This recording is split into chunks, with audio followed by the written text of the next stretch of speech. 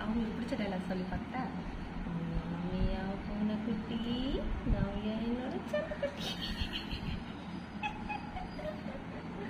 இதுக்கு தான் பயங்கரமான ரியாக்ஷன் வருது. மியா மியா பூனைக்குட்டி, நவ்யா என்னோட தங்கக்கட்டி.